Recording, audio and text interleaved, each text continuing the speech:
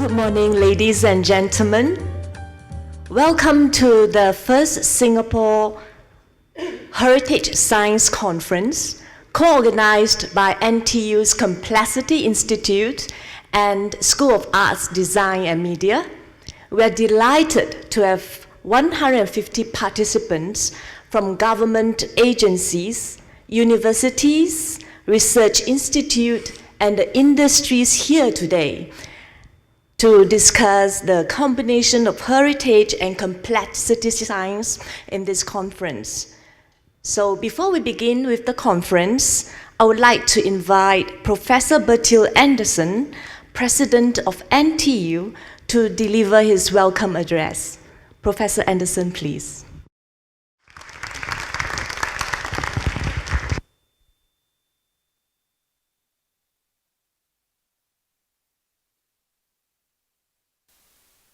Distinguished guests, colleagues, ladies and gentlemen, welcome, warm welcome. It gives me a great pleasure to open the very first Singapore Heritage Conference. Heritage science as a complex system, as is nicely illustrated here in this graph. I believe this is one of a kind conference that you will not find anywhere else in the world. And I like that. That's what NTU should do. So it's great to see so many colleagues from academia and representatives from government agencies as well as the civic society here in this auditorium. Actually, yesterday I looked at the participation list, and that's quite impressive to see the diversity of people here: physicists, sociologists, artists, singers, administrators, anthropologists, and so on. And so this diversity is indeed exciting. I'm sure everyone will have something to contribute to this. To those who are visiting Singapore and NTU for the first time, I welcome you to explore and enjoy our beautiful Yunnan campus here. Unfortunately today, this morning is a little bit rainy, but I think we're going to see some good weather in the week to come. For many of you coming from Europe and otherwise, it's still holiday season. Today is 12th day of Christmas, so I'm really happy you decided for Singapore and for this very conference. Great. So, let me tell you a little bit where we are, NTU. NTU is one of the biggest engineering universities in the world.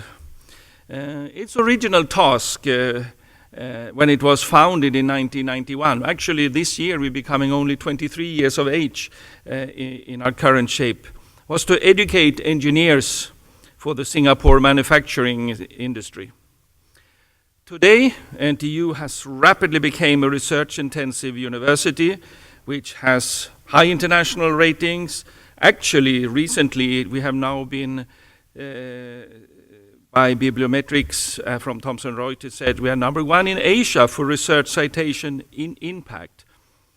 But maybe more to the point for this conference, NTU has become more diverse.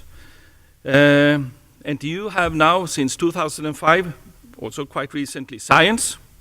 We have humanities, social science, and an art school. That's where we are today, here at our School for Art, Design and Media. And I always, when I'm out talking about my university, say it's very exciting that the world's biggest engineering university also have an art school. And I think that is a good symbol for interdisciplinarity. To add to that, it also has a fantastic building where we are now today, which won many architectural prizes. Of course, me as a Swede, I always relate to it as ski slopes. I only miss the snow, but if I have some patience, I'm sure it will be one day, and I can use my skis that I brought with me from Sweden when I came here. NTU also has a business school, a renowned business school actually. We also educate all teachers in the country and journalists. And, of course, last year, I have to learn how to say it was last year, in 2013, we started a medical school together with Imperial College. So That is the new NTU. One advantage, of course, of having more disciplinary areas is, of course, you as a university can start to look at broader issues and challenges, focusing on interdisciplinarity, which I think is very important. The most challenging aspect of interdisciplinary is when it comes to the application to complex systems. Complex systems such as climate, such as urban cities, such as our global economical systems, also the human body and the brain, to give a few examples. NTU is now making several new initiatives when it comes to complexity science. This conference, as we heard, is organized and coordinated by the Complexity Science Program here at NTU, led currently by Jan Fassbinder, and it's organized together with Vibeke Sørensen and the School of Art, Design and Media.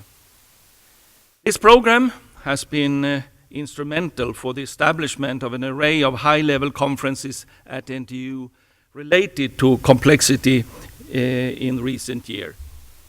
These conferences attracted the main players and icons of the field, including Nobel Prize winners and several faculty from the Santa Fe Institute, which is the first complexity institute and still one of the institutes that most initiatives in this area are blueprinted around. NTU has, after a couple of years engagement and planning for complexity, now decided to establish a real research center for complexity with a $10 to $20 million investment in faculty hiring and a visiting scholars program. Professor Steve Lansing, who is here today and that will speak later here today, is one of the pioneers and drivers of this new NTU Research Institute, and I hope you will hear more about it in the years to come. Now, coming back to this conference. So why heritage science and why complex systems of heritage? Let me give you some examples and reflections. When we worry how we can cope with change and uncertainty, and these have indeed become the norm rather than exceptions in today's complicated world, we tend to look at the past. We recall stories of how our parents and grandparents have experienced equally, if not more, challenging times during the Depression of the 1930s, the Second World War, and the economic boom that followed. When our vision becomes clouded by present-day pressing issues, so much that we can no longer look straight what tomorrow may look like, we seek guidance from yesterday. We have to look in the back mirror. We talk about our heritage as a lifelong going forward into the future. But how can we define heritage? Is there one for you, another for me? Is there one for Swedes and one for Singaporeans? If so, how can we make them work for a common future, global future we surely must share? Can members of any society ever share enough of its past to form a common core of values and to build an identity around it? If this is what heritage is, then what about newcomers? And as you know, there's a lot of newcomers in this world today. Are they automatically excluded, or can they buy in or grow into the heritage system of their new homes and societies? Can we approach all these questions on a heritage scientifically, using methods that scholars agree on, and to generate robust scientific evidence that policies can be built around? If there's a science of heritage, then surely it must be multidisciplinary and, of course, interdisciplinary. Anthropologists, sociologists, linguistics, social psychologists, historians, economists, and political scientists all work on different aspects of heritage. But architects, civil engineers, geneticists, computer scientists, and urban planners are also working on problems on conservation and reuse of tangible heritage. However, they so many times happen in academia, they work in silos and lack a common language. They also lack a common toolkit, which is to tackle overarching problems associated with heritage. In my mind, and those of the organizers here at NTU, if heritage science is to have a common language, then the language must undoubtedly involve the language of complexity science. If heritage science is to have a common toolkit, then the tools surely must include those from complex theory. In this conference, we are going to find common grounds between the people who work directly on heritage-related problems and the people who work on complexity theory. I'm very excited about this hybridization or marriage. I hope you also are. Of course, you already have voted with your feet. You're already here to take part in this discussion. Maybe we can be ambitious and envisage development of a new science of heritage that is multidisciplinary, highly interdisciplinary, and drawing strengths from complexity theory. So we look forward to engage all stakeholders and scientific disciplines present here today. I'm confident that with an engaged dialogue and through collaborative research programs, which this conference will help to jumpstart, and of course, I hope with ambitious, good funding from Singapore, we will come to a better understanding of heritage and what it can mean for us and our future generations here in Singapore and elsewhere. So, enjoy the meeting, enjoy NTU, enjoy the discussions, enjoy each other's arguments, and thank you very much.